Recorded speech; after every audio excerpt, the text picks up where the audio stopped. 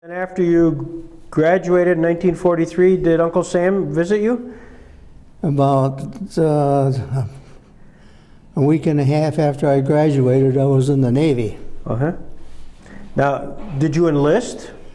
Well, at the time, they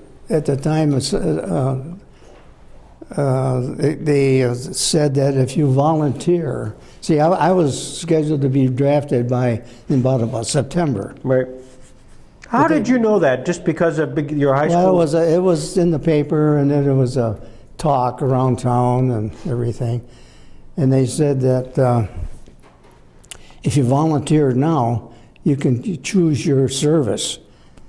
But when they drafted you, you were put in wherever they needed you for that day, Army, Navy, or whatever. So there were about 5 or 6 of us in Falconer High School. We talked about it, and we said, we ought to go up and volunteer, because I wanted to be in the Navy, for sure. And so we got together, about 5 or 6 of us, or 6 or 7, I don't know. We took the streetcar. In those days, it was a streetcar. For a dime, we rode up to Jamestown here in a streetcar, went to the draft board and volunteered to go, and they put us down, and 1 week later I got a letter in the mail. They sent me to down to Virginia, the OGU, outgoing units for the Navy. Right. And we got there, I slept there one night. The next day, the Arkansas, the battleship Arkansas, had been to sea with the graduates of the academy. See, every year when the academy has their graduation, they have a big doings, but they also have about a week at sea on it, like a big battleship, just to get the touch of it. Right. And they came in from their week's tour on one day, and the next day I was on the thing. I got boarded the ship, and I was on it for the rest of my career. When I got on the ship, we went up to New York City for one day. I don't know why. Everybody was allowed to get off for a few hours. First time I'd ever been to New York. Yeah. And we just went down Times Square and went back on the ship. No time to get in trouble. No. Then we left New York and went up to Bangor, Maine, and that's where everything was getting together. The troop ships and all the supply ships, and they always send a battleship with the trip across the Atlantic, because the Germans had a couple of pocket battleships that were faster than our battleship. Well, we went over to Ireland with a convoy. We came back, picked up another convoy, and went back over. That time we didn't come back. We were in Belfast, Ireland, and we were there for a few days. And then all of a sudden, over the PA system, we were going to take off. So after we got out to sea a little bit, they do what they call lock the ship up. No more radios, no more nothing. And so that nobody can figure out where you are. So then over the PA system, they told us what was going to happen. June 4th, in the morning, we got closer and closer and closer to the landing area, and I mean closer. And we were all at general quarters starting at midnight. That means everybody's, they're not sleeping, they're at general quarters. And first thing you know, we started going slower and slower. And the first thing you know, we could see the beach. And, everybody's on the lookout, binoculars and everything else. What was the mood on the ship? Oh, geez, I know. I didn't see any difference now when I think about it, but we didn't get scared or. Had all those guys figure out when the best day to land. And so they picked the 3rd of July, or June. 3rd of June. So that's when we was going to go. But lo and behold, the 3rd of June was nasty. So wherever they were, the troops and all the equipment and all the ships, wherever they were told to turn around and go back for 12 hours, turn around and come back for 12 hours. So the landing was the 4th. That's what happened. The landing was supposed to be the 3rd, but it wasn't. It was the 400 yards, wow. Not very far. We could see the beach, there's the beach. And so we dropped anchor, and that makes a lot of noise on a battleship. The chain going down and everything. We thought, oh my God, they know we're here now. They can hear us, and of course they can see us too.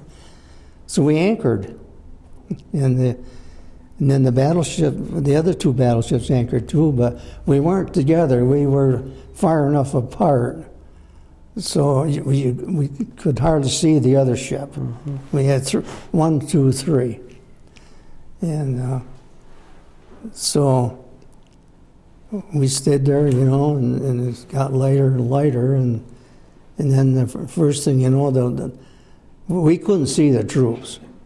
They were down about a mile, and we were by ourselves with a couple of destroyers, and so the landing started. We couldn't see it at the time, but then after a while, like about early mid-morning, we started getting phone call or calls from different parts of the Army. They needed some firepower over, say, to knock a bridge out or a certain building, And so we sat there and we started firing at something that the Army wanted. What was your job on the ship? I was on an anti-aircraft. It was a dual 3-inch anti-aircraft, and we could fire that fire right straight up, Right. And so we shot 2 planes down on the second day.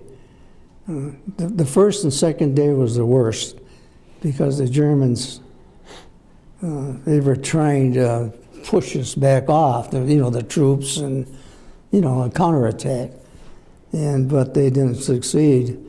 And after the second or third day, we had air priority.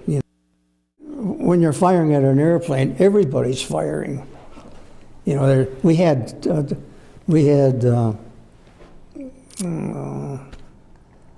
the other millimeter. They were pom-poms, boom, boom, boom, boom, boom. Then we had 40 millimeter. They had 20 millimeter. We had 20 millimeter and 40 millimeter. Mm-hmm. The 20s were small, a 2-man job. One guy doing it, and the other guy feeding the cartridges down in. The 40 millimeter were quads. They had 2 over here on the mountain, 2 over here. They had 4 loaders for the 4 barrels, and they just kept dropping these clips in, and they would go down, boom, boom, boom, boom, boom, boom. And so everybody's. Which one were you on, the 2 or the 4? I was on the 3-inch kind, 3-inch kind, and we could fire quite a ways, because it was a powerful gun. The other ones were they shot bullets about that big around, and they would explode if they hit something. And then Did your ship get hit during that? No, we didn't, but boy, we had a lot of, I got some pictures of some real close misses. Mm-hmm. And we were lucky, because the Texas got hit. And they lost a few guys. But the Arizona didn't get hit either. Mm-hmm. But we didn't. But we called them splashes. Every once in a while, we look out there and Here you are. You're doing your job. Yeah. Was there even time to be fearful? Be careful. What? Fearful. No. It's a funny thing, but when you're on a mountain like that, you don't see what you're doing. See, you don't see one thing what you're doing, because they got two things. There's two other guys on the mountain too, and one has a thing in front of him, and the other guy has the same thing. One is for this. The barrel go up and down like this, and the other guy has it this way. Yeah. So what this guy does and what this guy does goes to the gun, and it makes it go, where you want it. It's and you're looking down here at things. The action's out there, but you're looking down here, and I was on there, and I was hollering things. I had the earphones on, and I was hollering out the things that they were telling me from sky control up above, down to all the mounts. And they would tell you when to start shooting and when to cease, and all that crap. It came in the phones. So just again, do the logistics. Somebody's watching from above. Everything comes from up above. Yeah. All the fire and ceasefire, Mm-hmm. and all that stuff comes from above, and it comes down on the phones. And then when it comes down to the phone, you holler, you say, commence fire. It's all boom, boom, boom, boom. Then all of a sudden it comes down, ceasefire. So you holler up these things out, and then that's what happens. If an airplane was coming in on you, on the port, I'd say on the starboard side where I was, usually they come in low, and if they come in then, everybody starts to get the bead on the plane, from up above. Everybody's got it right on the plane, all 5 of them, up and down the ship, the whole length of the ship.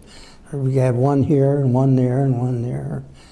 And so when they say commence fire, all 5 of us would start shooting. Mm-hmm.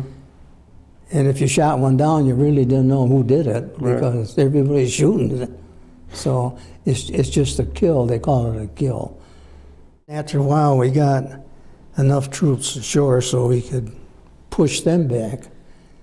And it took a while. It took about 12 days for them to get them pushed back, so we weren't useful anymore, because our range on our main battery, our range was 17 miles. We left there and went back to England, and we had to get some during all this firing on with our heavy guns. The ship shakes pretty darn good, Mm-hmm. and all the rattling and everything else. And a ship like a battleship has you have to have air in any ship, especially big battleships.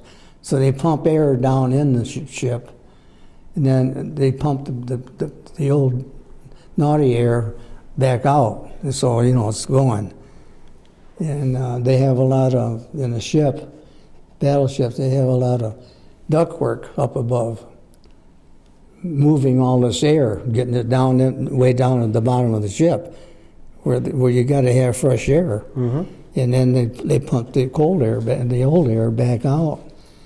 And so all that tin up there, a lot of it come down because everything gets shaken, you know, and it came down. After we got that, the tin fixed in England, word came that, so they called us again, so the Arkansas and Texas and Arizona, we went back over there. It was on a Sunday afternoon. And I always remember that because it was Sunday afternoon. We got a position, and we were probably out about 12 miles from the target. And we started firing, all three ships, at this forts. Forts, yeah. Europe's full of forts. That's where these Germans were, in a fort, and they couldn't budge them. And that's why we were over there to jack them up a little bit. So we got to going. We started firing about at 2 o'clock on a Sunday afternoon, and we fired for about 2 or 3 hours. And they said cease fire, and we went back to England. Well, to come to find out, they surrendered the next morning because we just mangled it. Yeah, after we left southern France, we came to Boston, and our main battery was kind of shot. The rifling in it got all wore out. And we left Boston, and we went down through the canal. We got out of the canal, and we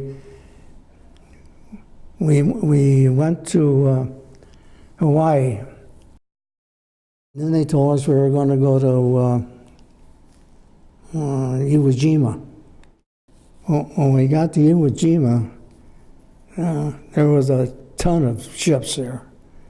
And they had a lot of warships, and we were one of them. And it's a very small island, Iwo Jima, very small. Probably maybe 5 or 6 miles long, or even that, not even that maybe. And they had a mountain on the south end of the island. And that's where the Japanese were, in caves up in there. And that's where they raised the flag, you know, that famous flag. Yeah. And we were an eyewitness to that. No kidding. Eyewitness. And when we started, there was a lot of warships there. And we started firing our main battery at the beach and the mountain, and everybody else, all the rest of the ships. And we just plastered it, you know.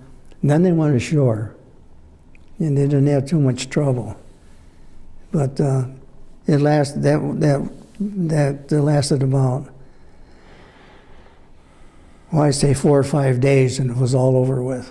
And they had it captured, and then we had that island. Right. Yeah. So your job was to loosen it up. Loosen it up, everything, loosen them up. Wow. Yeah. Was there much anti-aircraft? Was there resistance in a sense? Did Japanese airplanes in Iwo Jima come at you? No, none. None. It got to the point where the Japanese were getting squeezed, you know, they were being pushed. But then something happened that a lot of guys, I see them when I got home, you know, even today I could see a guy that was in the Navy, and you'd say, well, where was you over in Iwo Jima? And, yeah, I was around there. And they had a typhoon there at Iwo Jima. That I'm telling you, everybody thought this was going to be the end, because we were anchored in Iwo Jima Bay when this thing started, coming up from the northwest, coming up, and it meant business because all the ships were told to get out. So we went to sea. And everybody else went to sea. And we started to pitch you know, like I never seen in my life. And I thought this thing was going to sink. Some ships sunk. And one ship, a naval ship, I forget the name of it, rolled. You know how you rolled back and forth? Mm-hmm. And then he got to a certain percentage and kept on rolling. And the whole thing went down, and crew and all. Yeah, we went to Okinawa. Yeah. There's another one. That was our last. That was our last battle, if you want to call it. We got there and we did the same thing again. We shelled the beach and as far inland as we could, and whatever we could, and that lasted for 3 or 4 days. Like I say, I was on it for 3 years and probably didn't get ashore for maybe altogether 20 days.